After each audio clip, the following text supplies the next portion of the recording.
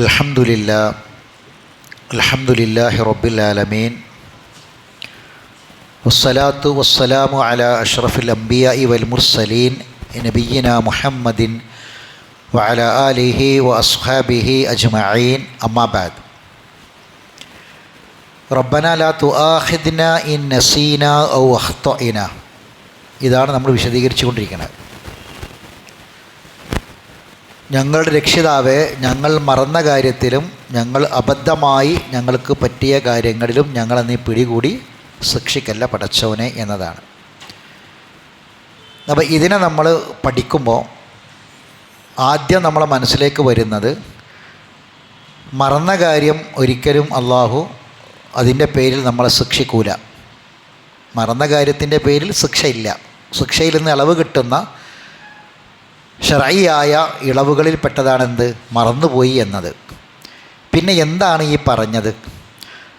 മറന്നതിൻ്റെ പേരിൽ പിടികൂടി ശിക്ഷിക്കല്ല പടച്ചോനെ എന്ന് പ്രാർത്ഥിക്കാൻ പറഞ്ഞിട്ടുണ്ടെങ്കിൽ ശിക്ഷിക്കപ്പെടുന്ന എന്തോ ചില മറവികളുണ്ടല്ലോ. മനസ്സിലായിട്ടോ പറഞ്ഞത്? നമ്മൾ സാധാരണ ഒരു കാര്യം ചെയ്യാൻ ഞാൻ മറന്നുപോയി എന്ന് പറഞ്ഞാൽ ആ മറന്ന കാര്യത്തിൽ ആ കാര്യം മറന്നു. ഒരാൾ നിസ്കരിച്ചില്ല, മറന്നതാണെങ്കിൽ അതിൻ്റെ പേരിൽ അയാൾക്ക് ശിക്ഷ ഇല്ല. അങ്ങനെ നമ്മൾ പഠിച്ചത്. പക്ഷേ ഇവിടെ അങ്ങനെ മറന്നതിൻ്റെ പേരിൽ ഞങ്ങളെ നീ പിടികൂടി ശിക്ഷിക്കല്ല പടച്ചവനെ എന്ന് പ്രാർത്ഥിക്കുമ്പം എന്തോ ചില കാര്യങ്ങൾ അങ്ങനെ ഉണ്ടല്ലോ. അപ്പോൾ അത് നമ്മൾ പഠിക്കണം. അപ്പം ഈ ആയത്തിൻ്റെ വിശദീകരണം നമ്മൾ പഠിക്കുമ്പോൾ, തദബ്ബുർ ചെയ്യുമ്പോൾ നമുക്ക് ഒന്നാമതായി നമ്മൾ എന്തൊക്കെ മറക്കും, 9 കാര്യങ്ങൾ നമ്മൾ മറക്കുമെന്ന് അള്ളാഹു പറയുന്നു. 8 കാര്യം മറക്കും എന്ന് പറയുന്നു. പിന്നെ മറക്കരുത് എന്ന് അള്ളാഹു തആല 4 കാര്യങ്ങളെക്കുറിച്ച് പറഞ്ഞിട്ടുണ്ട്. മറന്നവരെ അള്ളാഹു മറക്കുമെന്ന് പറയുന്നുണ്ട്. പിന്നെ മറപ്പിക്കുന്നത് ആരാന്ന് പഠിക്കണം. ഇങ്ങനെ കുറച്ച് കാര്യങ്ങൾ ഇതുമായി ചേർത്ത് നമ്മൾ മനസ്സിലാക്കേണ്ടതുണ്ട്. ഇപ്പം നമ്മൾ പറഞ്ഞു വരുന്നത്, നമ്മൾ മറക്കുമെന്ന് പറഞ്ഞ കാര്യങ്ങൾ എന്തൊക്കെയാണ്. അതിലെ ഒന്നാമത്തെ കാര്യം നമ്മൾ പറഞ്ഞു. ഇനി രണ്ടാമത്തതാണ് പറയാനുള്ളത്. ഒന്നാമത്തെ എന്തായിരുന്നു? റബ്ബിൻ്റെ ആയാത്തുകൾ. ഇനി 2, സൃഷ്ടിപ്പിനെ മറക്കൽ. എഴുതിക്കോളൂ. സൃഷ്ടിപ്പിനെ മറന്നു കളയുക.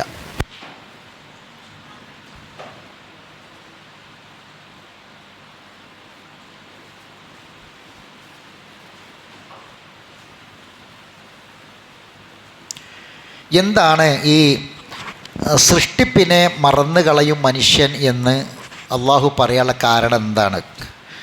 ഞാനതിലേക്ക് ഒരൊറ്റ കാര്യം മാത്രം പറയാം, നിങ്ങളെ മനസ്സിൽ നിൽക്കാൻ വേണ്ടി. എന്താണെന്ന് ചോദിച്ചാൽ, അള്ളാഹു ഒരു മനുഷ്യനെ സൃഷ്ടിച്ചു. ഒരു മനുഷ്യനെ അള്ളാഹു പടച്ചു. ഒരുപാട് സൃഷ്ടിജാലങ്ങളുണ്ട്. നമുക്കതിനെപ്പറ്റിയൊന്നും നമ്മൾ പഠിക്കേണ്ട. നമുക്ക് മനുഷ്യനെപ്പറ്റി, നമ്മളെപ്പറ്റി. ആ മനുഷ്യൻ ഇവിടെ ജീവിച്ചു. കുറേ കാലം അയാൾ ജീവിക്കുന്നു. അപ്പോൾ നമ്മളൊക്കെ ഒരു സമൂഹത്തിൽ, മനുഷ്യ സമൂഹത്തിൽ ഒരാളായിട്ട് ജീവിക്കാം. ഏറ്റവും കൂടുതൽ ഇപ്പം ഞാൻ പല സന്ദർഭങ്ങളിൽ നിങ്ങളെ ഓർക്കും, നിങ്ങൾ എന്നെ ഓർക്കും. ഏറ്റവും കൂടുതൽ ഒരാൾ ഓർമ്മിക്കപ്പെടുന്നത്, ഒരാൾ ഓർക്കുന്നത് നമ്മൾ ഏത് സമയത്തായിരിക്കും? ഏറ്റവും കൂടുതൽ നമ്മൾ ഒരാളെ ഓർത്തുകൊണ്ടേ ഇരിക്കുന്നത് ഏത് സമയത്തായിരിക്കും?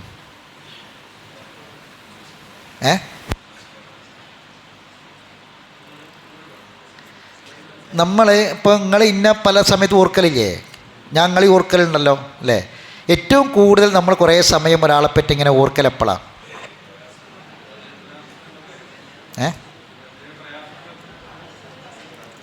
അതൊക്കെ ഓർക്കും. ഏറ്റവും കൂടുതലാണ് ഞാൻ ചോദിച്ചത്.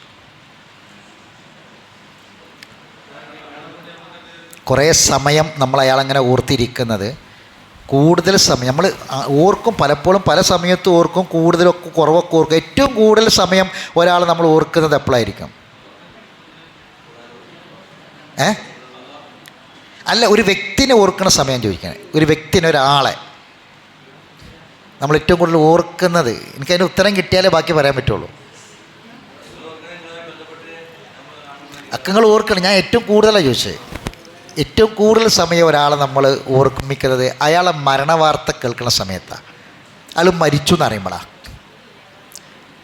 നമ്മൾ ശ്രദ്ധിക്കണം. ഞാൻ ഈ കാര്യം ഖുറാനെന്നാണ് പറയണത്. ഖുറാൻ എന്ന് പറഞ്ഞുതരാൻ പോകണം നിങ്ങൾക്ക്. നമ്മളൊരാളെ നമ്മൾ ഓർക്കും, പലപ്പോഴും നിങ്ങളൊക്കെ ഓർക്കും, ഞാൻ നിങ്ങളെ ഓർക്കലുണ്ട്, നിങ്ങൾ ഇന്നൊക്കെ ഓർക്കും.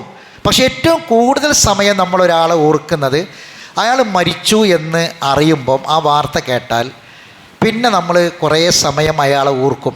നമ്മളെ മനസ്സിലേക്ക് അയാൾ നമ്മൾ തമ്മിലുള്ള ബന്ധങ്ങൾ വരും.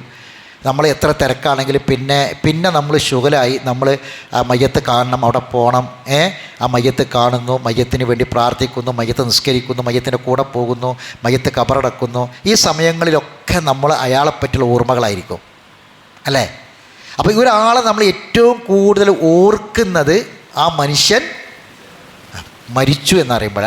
ഇവിടെ അള്ളാഹു നടത്തിയൊരു സൃഷ്ടിപ്പ്, ആ സൃഷ്ടിപ്പ് തീർന്നു, അവസാനിച്ചു, ആ പടപ്പ് തീർന്നു. ഈ സമയത്ത് നമ്മളാരും സൂറത്ത് യാസീൻ നമുക്കൊരു വലിയ പാഠമാണ്, നമ്മളെല്ലാവരും പഠിക്കേണ്ടതാണ്. അത് മരിച്ചതിന് ശേഷം ഓതേണ്ട സൂറത്തല്ല. നമ്മൾ ആ സൂറത്ത് മരിച്ചതിന് ശേഷം മയ്യത്തിന് ഓതി കൊടുക്കുകയാണ്. മയ്യത്തിന് ഓതി കൊടുക്കണമെങ്കിൽ മയ്യത്ത് എടുക്കുമ്പോൾ ഓതേണ്ട ഒരു സൂറത്തല്ല സൂറത്ത് യാസീൻ. സൂറത്ത് യാസീൻ ഞാൻ സാധാരണ പറയുന്ന 2 കാലിൽ നമ്മൾ നടക്കുന്ന സമയത്ത്, ജീവിച്ചിരിക്കുന്ന സമയത്ത് നമ്മൾ പഠിക്കുകയും അതിലെ ഓരോ ആയത്തുകളും നമ്മൾ ഓർമ്മിക്കണം. മരണം ഹാജരായവർക്ക് നിങ്ങൾ യാസീൻ ഓതി കൊടുക്കുക എന്നൊരു ഹദീസുണ്ട്. ഹദീസിൻ്റെ സിഹ്ഹത്തിൽ അഭിപ്രായ വ്യത്യാസമുണ്ട്. പക്ഷേ ആ ആശയം പല സന്ദർഭങ്ങളിലും വന്നിട്ടുണ്ട്, പല ആളുകളും അതെടുത്ത് പറഞ്ഞിട്ടുണ്ട്, മരണം ഹാജരായ ഒരാൾക്ക്. അപ്പോൾ അതിനെക്കുറിച്ച് പറയപ്പെടുന്ന സമയത്ത് എടുത്തു പറയുന്നൊരു സംഗതി എന്താണെന്ന് ചോദിച്ചാൽ, ആ വ്യക്തിക്ക് അയാളുടെ അവസാന സമയത്ത് അയാൾക്കൊരുപാട് ചിന്തകൾ, അയാളെ മനസ്സിലേക്ക് വരേണ്ട ചിന്തകൾ സൂറത്ത് യാസീനിൽ ഉണ്ട് എന്നതാണ്.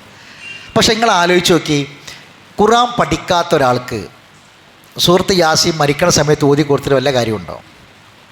മരണം ഹാജരായൊരു ഒരാൾക്ക് സൂറത്ത് യാസീൻ ഓതി കൊടുത്തിട്ട് വല്ല കാര്യമുണ്ടോ? അയാൾക്ക് ആ ഓതുന്ന കാര്യങ്ങളൊന്നും അയാൾക്ക് അറിയുകയോ അല്ലെങ്കിൽ അതിനെപ്പറ്റി ധാരണയോ അതിൻ്റെ അർത്ഥമോ ആശയമോ അറിയില്ല.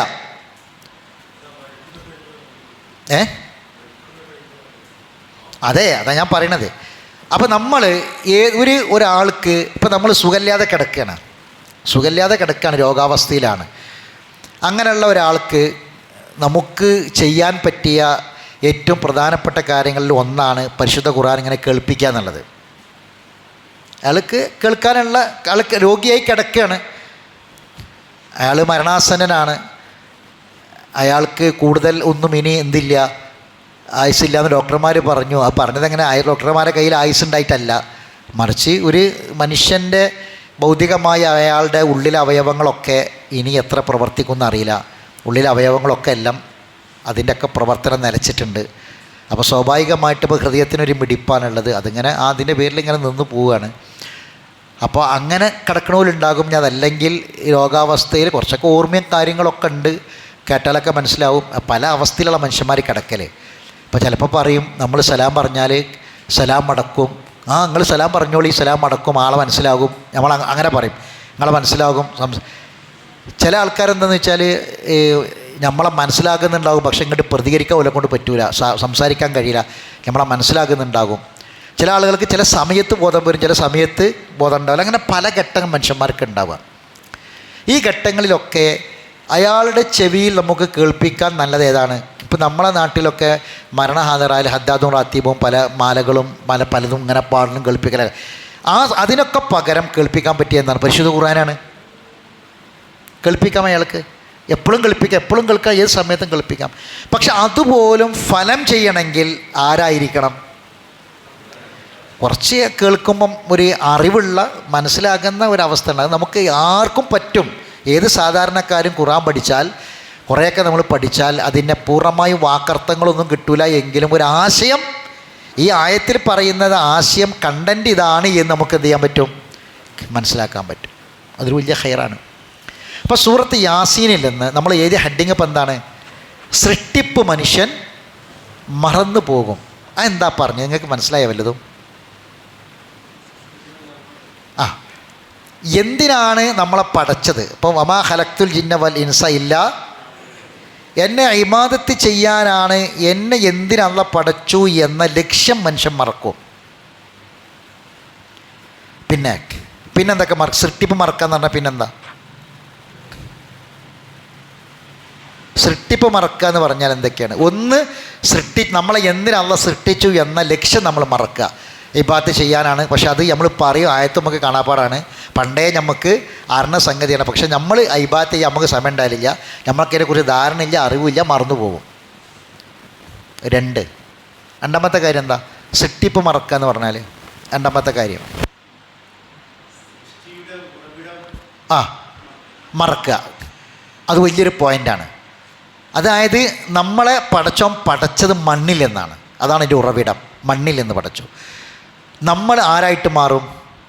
മണ്ണായിട്ട് മാറും. മണ്ണിൽ നിന്ന് മണ്ണിലേക്ക് നമ്മൾ മടങ്ങും. ഇത് മനുഷ്യൻ മറക്കുകയാണ്.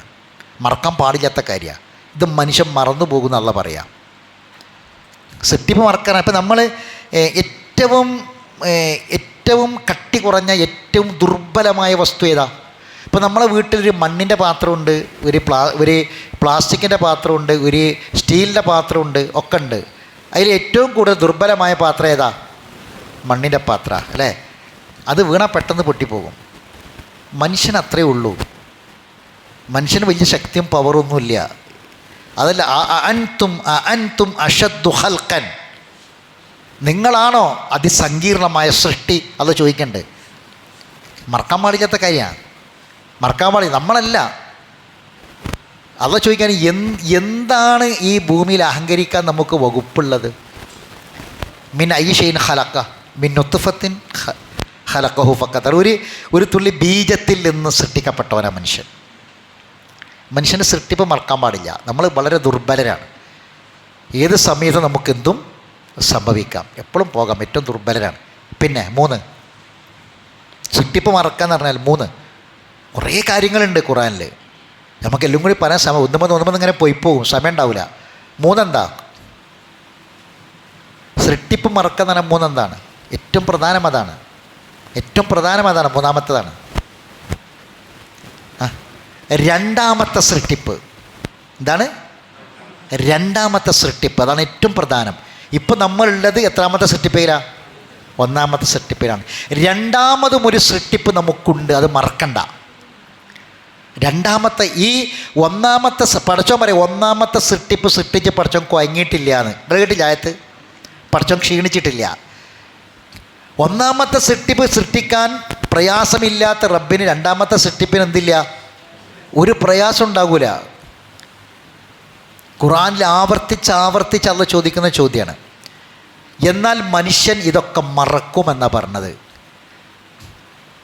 നമുക്ക് അങ്ങനെ ഒരു ജീവിതത്തിൽ അങ്ങനെ ഒരു അവസ്ഥ ഉണ്ടായിട്ടുണ്ടെങ്കിൽ നമുക്ക് പടച്ചോൻ എന്ത് ചെയ്യണം? പുറത്ത് തരുന്ന വേണം. റബ്ബ് പിടികൂടി ശിക്ഷിക്കും. ഇത് മറന്നിട്ടുള്ള ജീവിതമാണ് നമ്മളെ ജീവിതമെങ്കിൽ അള്ളാഹു നമ്മളെ പിടികൂടി ശിക്ഷിക്കും. റബ്ബന ലാ തുആഖിദ്നാ. കാരണം ഞാൻ ഇത്രയും കാലം പടച്ചോനെ ജീവിച്ചത് അങ്ങനെയാണ്. എനിക്കിതിനെപ്പറ്റിയൊന്നൊരു ഓർമ്മയില്ലായിരുന്നു, അറിവില്ലായിരുന്നു. ഞാൻ അങ്ങനെ ആ ഒരു ചിന്തയിലല്ല ജീവിച്ചത്. അതുകൊണ്ട് റബ്ബെ ഞാൻ മറന്നുപോയി. ശരി, ഈ സൂറത്ത് യാസീനിൻ്റെ എല്ലാവരും മറിച്ചാ? സൂറത്ത് യാസീനിലെ 36-ാം അധ്യായം.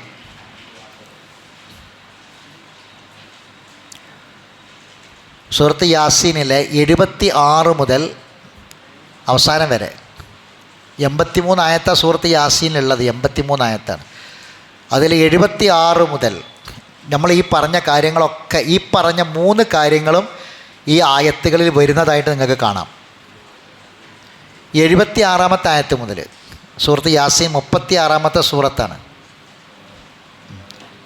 ഓതിക്കോളി.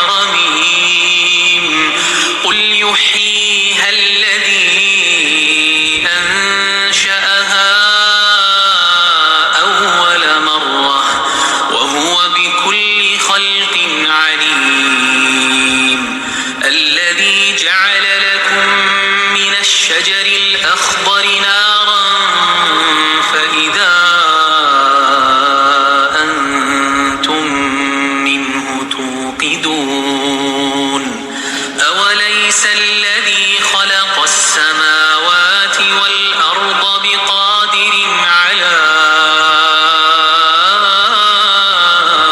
أن يخلق مثلهم بلى وهو الخلاق العليم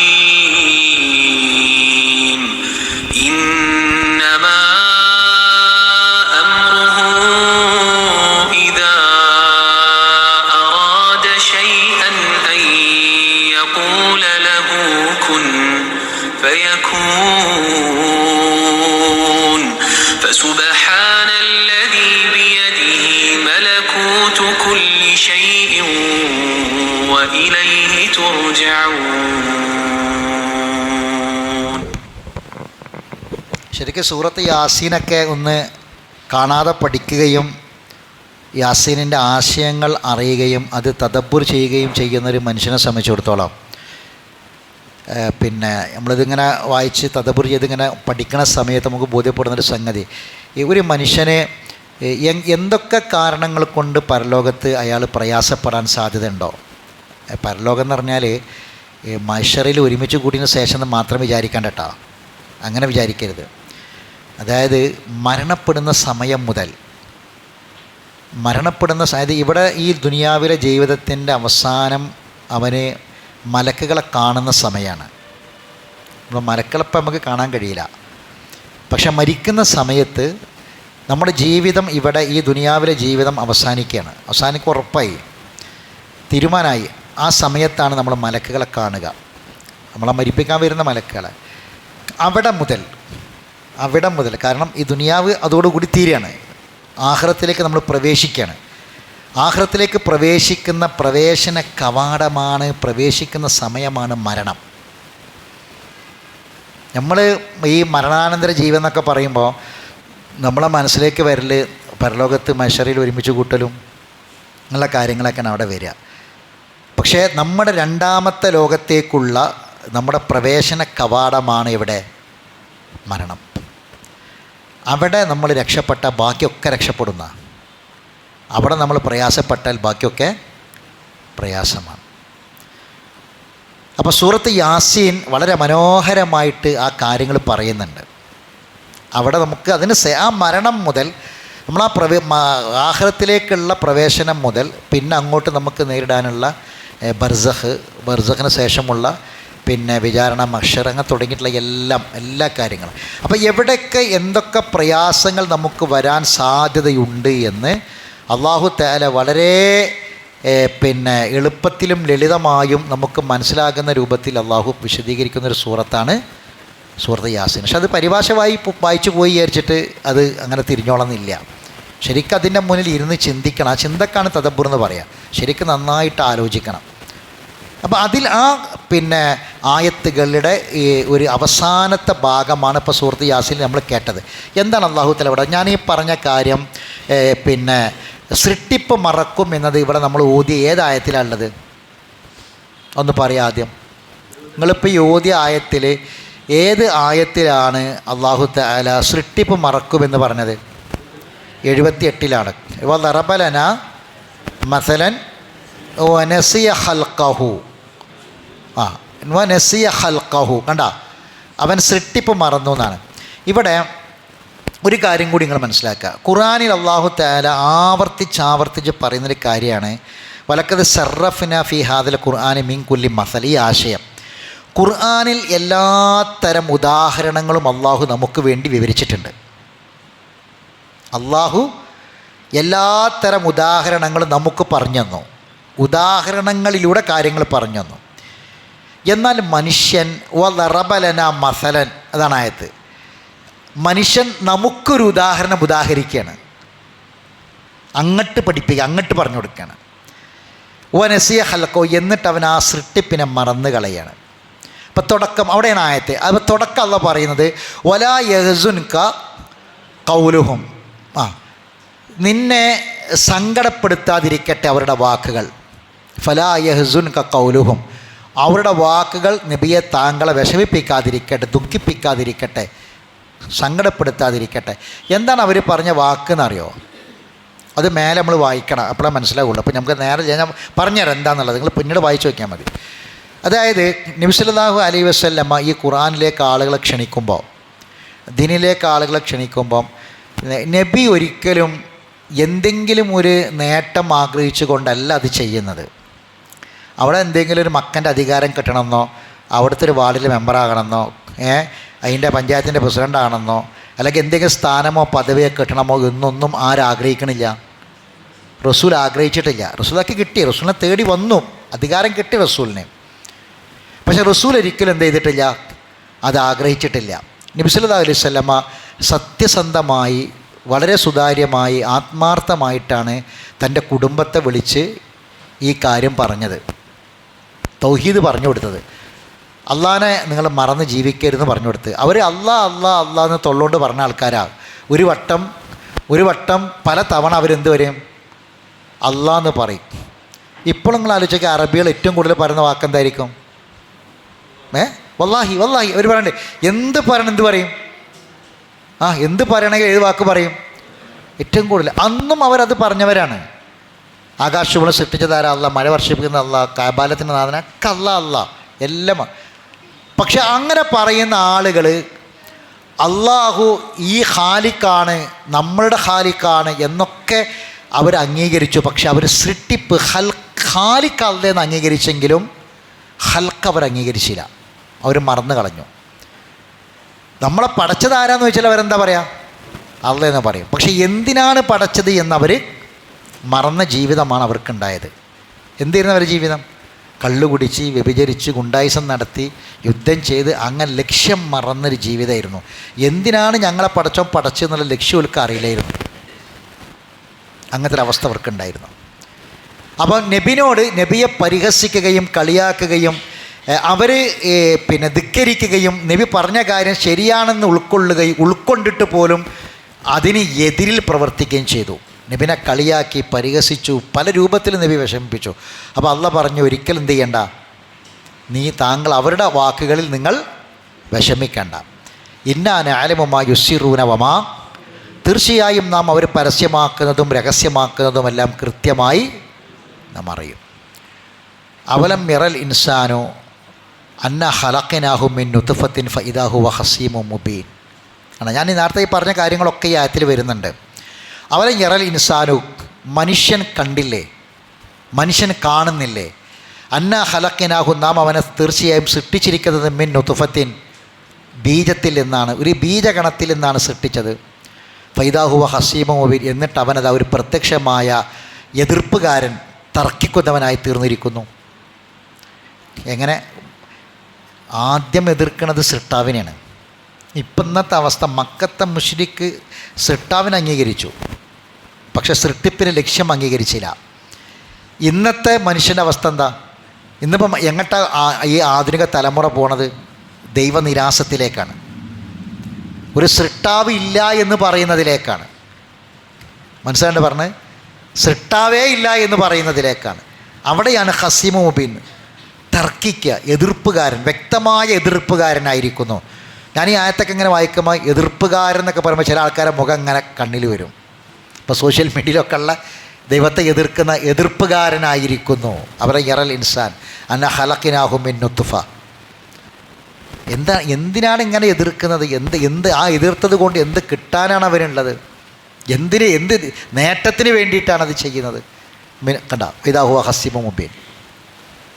കുൽ വദറബ ലനാ മസലൻ വനസിയ. അപ്പോൾ ആ മറന്ന സൃഷ്ടിപ്പ് എന്തായിരിക്കും? നമുക്കൊരു ഉദാഹരണം പറഞ്ഞ്, മറന്ന സൃഷ്ടിപ്പ്, രണ്ടാമത്തെ സൃഷ്ടിപ്പ് കണ്ട, വനസിയ ഖൽഖഹു. എന്നിട്ട് അവൻ ചോദിക്കും, ഏതാണ്? മൻ യുഹീൽ ഇളാമ, ഈ എല്ലുകളൊക്കെ ദ്രവിച്ചു പോയി, എല്ലുകളൊക്കെ ഖബറിൽ ദ്രവിച്ചു പോയി, എല്ലാം മണ്ണോട് ചേർന്ന ശേഷം ആരാണ് മൻ യുഹീൽ ഇളാമ, ഈ എല്ലുകളെ ആര് രണ്ടാമതും ജീവിപ്പിക്കും എന്ന ആ തർക്കത്തിൽ അവൻ ചോദിച്ചു. അപ്പോൾ സൃഷ്ടിപ്പിൽ മറന്ന രണ്ടാമത്തെ കാര്യം എന്താണ്? രണ്ടാമത്തെ സൃഷ്ടിപ്പ് കണ്ട, വനസിയ ഖൽഖഹു എന്ന് പറഞ്ഞത് അതാണ്. മൻ യുഹീൽ ഇളാമ വഹിയ റമീം. അപ്പോൾ എല്ലൊക്കെ ഒരു മനുഷ്യനായിട്ടെല്ലാം പിന്നെ കബറടക്കി ഒരു 10 കൊല്ലം മുമ്പ് കബറടക്കിയ മയ്യത്ത് കബറടക്കിയ കബറിന്ന് പോയി മാന്തി വയ്ക്കാൽ അവിടെ ഒന്നും ഉണ്ടാവില്ല, എല്ലാം ദ്രവിച്ചു പോയി. പിന്നെ ആര് ജീവിപ്പിക്കാനാണ്? കുൽ പറയുക മറുപടി എന്താണ്? യുഹി അല്ലദി, ആരാണ് ജീവിപ്പിക്കുക? അൻഷഅഹ ഔവല മറ, അല്ലദി അൻഷഅഹ, ആ ഔവല മറ, ആദ്യത്തെ സൃഷ്ടിപ്പ് സൃഷ്ടിച്ചവൻ ആരാണോ അവൻ തന്നെയാണ് രണ്ടാമത് സൃഷ്ടിക്കുക. ആര് സൃഷ്ടിക്കുമെന്ന ചോദ്യത്തിൻ്റെ ഉത്തരം എന്താണ്? ആദ്യത്തെ സൃഷ്ടിപ്പ് ആരാ നടത്തിയത്? ഒന്നെ. ഒഹുവ, അവനാണ് ബിക്കുല്ലി ഷൈൻ, ഒഹുവ ബിക്കുല്ലി ഖൽഖിൻ, എല്ലാ സൃഷ്ടിപ്പിനെക്കുറിച്ചും ഇൽമുള്ളവനാണ് ആര്? അള്ളാഹു. അപ്പോൾ ആദ്യം സൃഷ്ടിച്ച ഇൽമ ആർക്കുണ്ട്?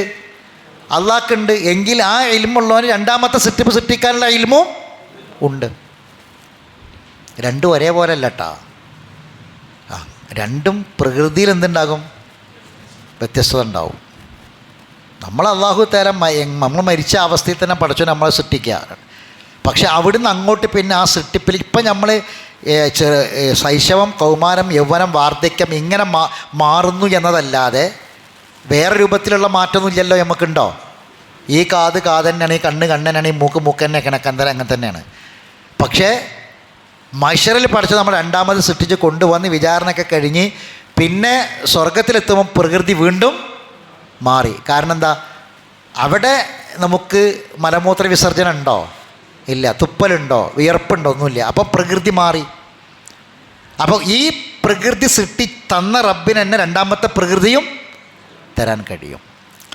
അല്ലദീ ജഅല ലക്കും മിന ഷജരിൽ അഖ്ളരി, പച്ച മരത്തിൽ നിന്ന് തീ ഉണ്ടാക്കിയവനാണ് അവൻ.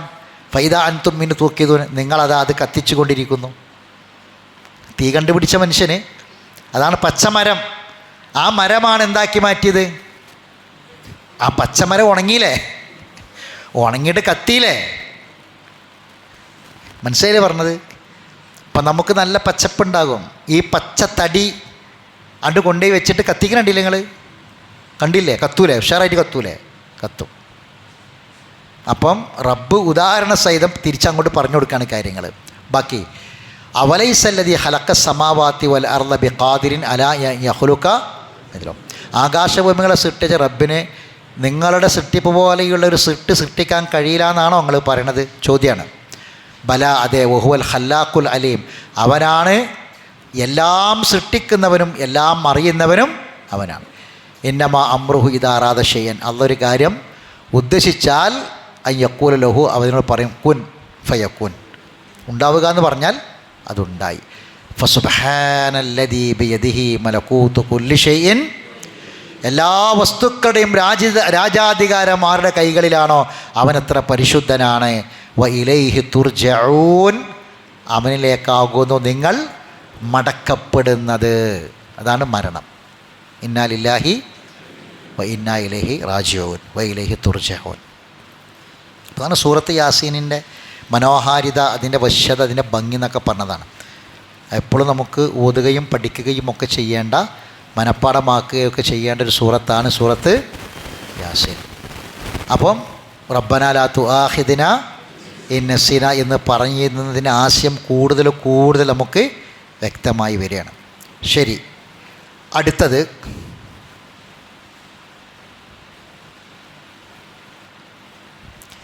മൂന്നാമത്തെ കാര്യം, നമ്മൾ മറക്കുന്ന മൂന്നാമത്തെ കാര്യം ദുആ, പ്രാർത്ഥന. ദുആ മനുഷ്യൻ മറക്കുമെന്ന് പറഞ്ഞ സംഗതി ഇതിൽ 3 ദുആയാണ്.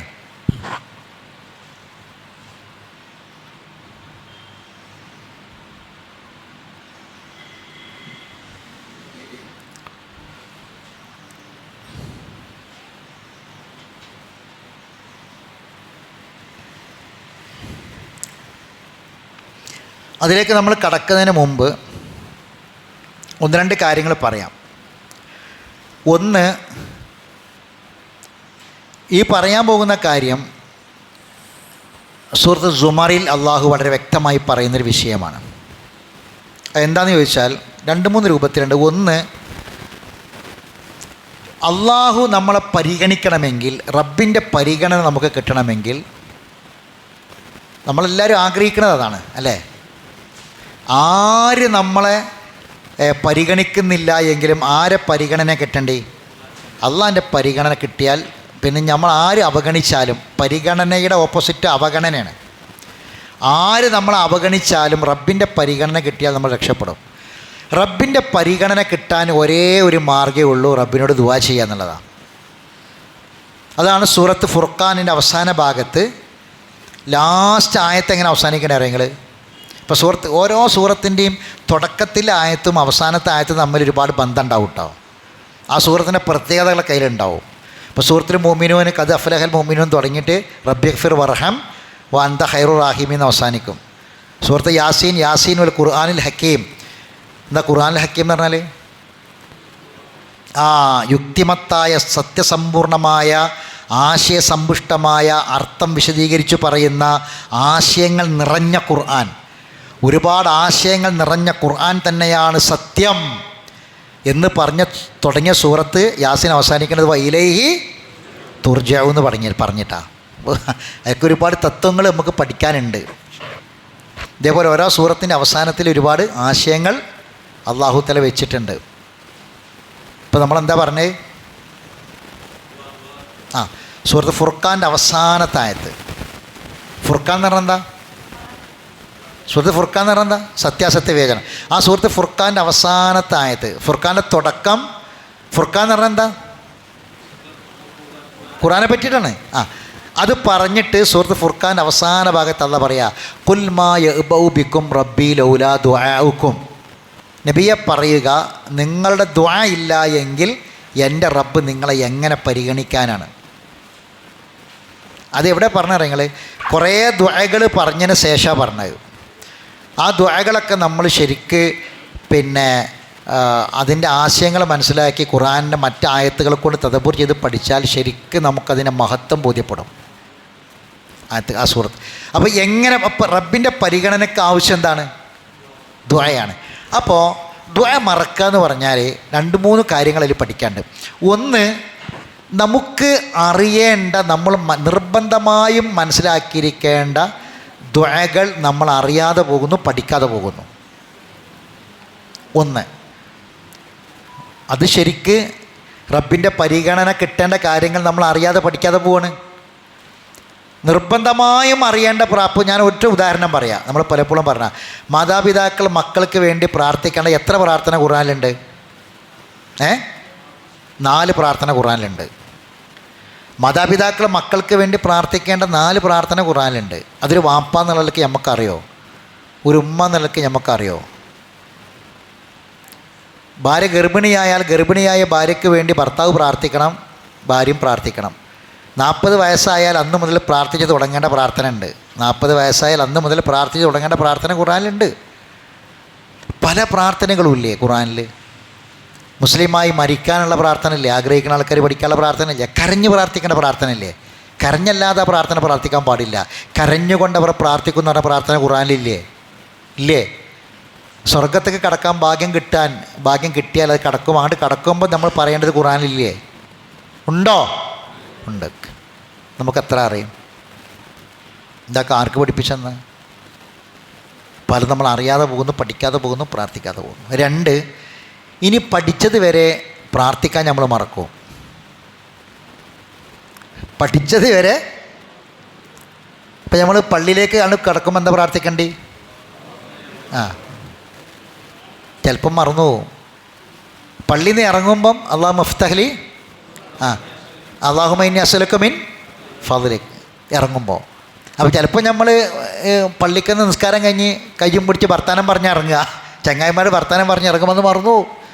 അല്ലെങ്കിൽ പള്ളിയിലേക്ക് നമ്മൾ ജമാഅത്തിൻ്റെ സമയം നോക്കി ഓടി ചെല്ലുമ്പോൾ നമ്മൾ മറന്നു. വീട്ടിൽ നിന്ന് ഇറങ്ങുമ്പോൾ ബിസ്മില്ലാഹി ഇത് ചൊല്ലിന്ന് എത്ര ആൾക്കാർ ഇറങ്ങിയെന്ന് ചോദിച്ചാൽ ചിലപ്പോൾ നമ്മൾ ചോദിക്കണില്ല. ബിസ്മില്ലാഹി തവക്കൽതു അലല്ലാഹി ലാ ഹൗല വലാ ഖുവത ഇല്ലാ ബില്ലാഹ് എന്ന് പറഞ്ഞ് ഇറങ്ങിയോ? ചിന്തിക്കേണ്ട കാര്യമാണ്. വീട്ടിലേക്ക് കയറുമ്പോൾ ഇനി ആണ് കയറി ചെല്ലുമ്പോൾ പ്രാർത്ഥിക്കേണ്ട പ്രാർത്ഥന ഇല്ലേ? ഉണ്ട്. ഇതിലേറെയും നമ്മൾ എന്ത് ചെയ്യും? മറന്നു പോകും. നമുക്ക് അറിയുന്നത് വരെ നമ്മൾ. എന്നാൽ ബാക്കിയുള്ള റേഷൻ പീടികയിൽ പോകാൻ മറക്കലില്ല. വോട്ട് ചെയ്യാൻ നേരത്തെ പോയി വോട്ട് ചെയ്ത് മറന്നിട്ടില്ല. ഇങ്ങനത്തെ കാര്യങ്ങളൊന്നും നമ്മൾ ഭക്ഷണം കഴിക്കാൻ നമ്മൾ മറക്കില്ല, വെള്ളം കുടിക്കാൻ മറക്കുക, ഒക്കെ കറക്റ്റിന് എല്ലാ കാര്യങ്ങളും ചെയ്യും. പക്ഷെ പലപ്പോഴും നമ്മൾ ചെയ്യേണ്ട കാര്യങ്ങൾ നമ്മൾ മറന്നു പോകും. ഇനി മൂന്നാമത്തെ ഒന്നുണ്ട്, എന്താ അറിയോ? അത് നമ്മൾ ദുആ ചെയ്തിട്ട് ആ ദുആ ചെയ്ത കാര്യം നമ്മൾ മറക്കും. എങ്ങനെ? ദുആ ചെയ്തപ്പം ആ ദുആക്ക് ഉത്തരമായി അള്ളാഹു നമുക്ക് തന്നു. പക്ഷേ നസിയമാക്കാൻ യദുവോ മിൻ ഖബിൽ, മുമ്പ് ദുആയിരുന്നതൊക്കെ മറന്നു. മുമ്പ് അവൻ ദുആ ചെയ്തതൊക്കെ മറന്നു. പിന്നെ ഞാൻ പ്രാർത്ഥിച്ചിട്ട് കിട്ടിയെന്ന് അവൻ്റെ മനസ്സിലില്ല, ഓർമ്മയിലില്ല, ഒക്കെ മറന്നുപോയി. എന്നിട്ട് ചില ആൾക്കാർ അള്ളാഹ്ക്ക് സമന്മാരി ഉണ്ടാക്കും, അള്ളാഹ്ക്ക് പങ്കാളികളെ ഉണ്ടാക്കും. ഒരു കുട്ടിനെ കൊണ്ട പഠിച്ചോനെ എന്ന് പ്രാർത്ഥിച്ച് അവസാനം ഒരു കുട്ടിനെ കിട്ടിയപ്പോൾ അവൻ എന്താക്കി, ആ കുട്ടിനെ കൊണ്ട് മമ്പുറത്ത് പോയി. എന്തിനാ പോയത്? കുട്ടിനെ കൊടുത്തതാരാ? അതാണ്. നേർച്ചക്കടം വിടും. അപ്പോൾ കുറച്ച് നേർച്ചക്കാർക്ക് കൂടി ഇതിൽ പങ്കെടുത്ത് ദ്വാരന്നിട്ട് പഠിച്ചോൻ കൊടുത്തത് അപ്പം തന്നെ നന്ദികേട് കാണിച്ചു. ആ ദ്വാരന്നൊക്കെ മറന്നു. പഠിച്ചോൻ ദ്വാരന്നതും മറന്നു, പഠിച്ചോൻ കൊടുത്തതും മറന്നു. പഠിച്ചോനക്ക് പങ്കാളി ഉണ്ടാക്കാൻ അവൻ പോയി. വിടുവോ പഠിച്ചോൻ? പൊറുക്കോ പഠിച്ചോൻ? ഇല്ല. അപ്പോൾ റബ്ബനാ ലാ തുആഖിദ്നാ ഇൻ നസിന വഖ്തന. അപ്പോൾ ഇൻഷാ അല്ലാഹ് ആയത്തിലേക്ക് കടക്കാൻ സമയമില്ല. അടുത്ത ആയത്ത് നമ്മൾ അത് കേൾക്കുകയും അതിൻ്റെ വിശദീകരണങ്ങളും ബാക്കിയുള്ള കാര്യങ്ങൾ ഇൻഷാ അല്ലാഹ് അടുത്ത ക്ലാസ്സിൽ നമുക്ക് പഠിക്കാം. അല്ലാഹു നമുക്ക് എല്ലാവർക്കും ദീർഘായുസ്സും ആഫിയത്തും പ്രദാനം ചെയ്യട്ടെ. അറിവില്ലായ്മ കൊണ്ട് വന്നുപോയ തെറ്റുകുറ്റങ്ങൾ അല്ലാഹു വിട്ടുപുറത്ത് മാഫാക്കി തരട്ടെ. മരണപ്പെട്ടവർക്ക് അല്ലാഹു മഗ്ഫിറത്തിനെയും മർഹമത്തിനെയും പ്രദാനം ചെയ്യട്ടെ. നമ്മളെ കൂട്ടത്തിൽ രോഗികളായ പ്രയാസപ്പെടുന്ന ഒരുപാട് ആൾക്കാരുണ്ട്. അല്ലാഹു എല്ലാവർക്കും എല്ലാ രോഗാവസ്ഥയിൽ നിന്നും മോചനം പ്രദാനം ചെയ്യട്ടെ. ആശ്വാസത്തെയും സമാധാനത്തെയും അല്ലാഹു പ്രദാനം ചെയ്യട്ടെ. മാരകമായ എല്ലാ രോഗാവസ്ഥകളിൽ നിന്നും അല്ലാഹു നമ്മളെല്ലാവരും കാത്തുരക്ഷിക്കുമാറാവട്ടെ. പരിശുദ്ധ ഖുർആൻ അള്ളാഹിൻ്റെ കലാമ് ഒരുപാട് കാലം പഠിക്കാനുള്ള ആരോഗ്യവും ആയുസ്സും അല്ലാഹു നമുക്കൊക്കെ പ്രദാനം ചെയ്യുമാറാവട്ടെ. പഠിച്ചത് അത്രയും അമലാക്കാനുള്ള തൗഫീഖ് അല്ലാഹു പ്രദാനം ചെയ്യട്ടെ. റബ്ബനാ തഖബ്ബൽ മിന്നാ ഇന്നക അൻത സമീഉൽ അലീം വതുബ് അലൈനാ ഇന്നക അൻത തവ്വാബുർ റഹീം വആഖിറു ദഅവാനാ അനിൽ ഹംദുലില്ലാഹി റബ്ബിൽ ആലമീൻ. സുബ്ഹാനക അല്ലാഹുമ്മ ബിഹംദിക അഷ്ഹദു അൻ ലാ ഇലാഹ ഇല്ലാ അൻത അസ്തഗ്ഫിറുക വ അത്തൂബു